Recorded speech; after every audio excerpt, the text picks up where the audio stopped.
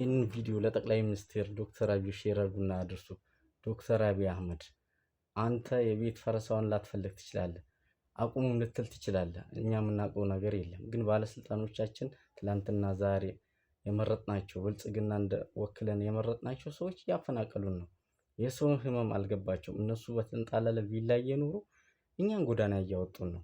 እኛ በላባችን ተበርገን ነው የሰው ሀገር ስደት ሄደን ነው የሰራ ነው እንጂ ማንም ወረራ ወይ ደግሞ የመንግስትን መሬት አይደለም እየወሰድን ያለ ነው። ከገበሬ ገዝተን ነው፣ ገበሬ ሽጦልን ነው፣ ገበሬ ተጠቅሞበት ነው።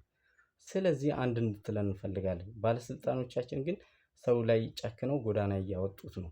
የሰውን ህመም የሰውን ችግር እንዲያውቁት እነሱን ጎዳና ማውጣት። በቃ ባለስልጣኖች የሰውን ችግር እንዲረዱት ማለት መፈናቀል ምን እንደሆነ፣ ከልጅ መሰቃየት ምን እንደሆነ እንዲያውቁት። እነሱ የሰውን ችግር ግን ምንም እየተረዱን አይደለም።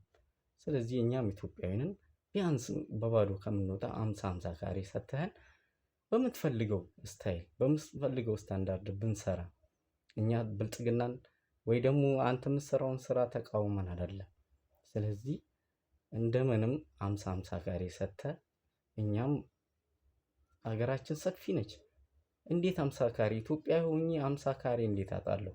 ቢያንስ በዜግነቴ እኮ ማግኘት አለብኝ። ሌላው ይቅርና ማለት ነው ሀገር ማለት ህዝብ ነው፣ ህዝብ ማለት ሀገር ነው። ስለዚህ ለኛም ድርሻ መኖር አለበት ነው የምለው በቃ።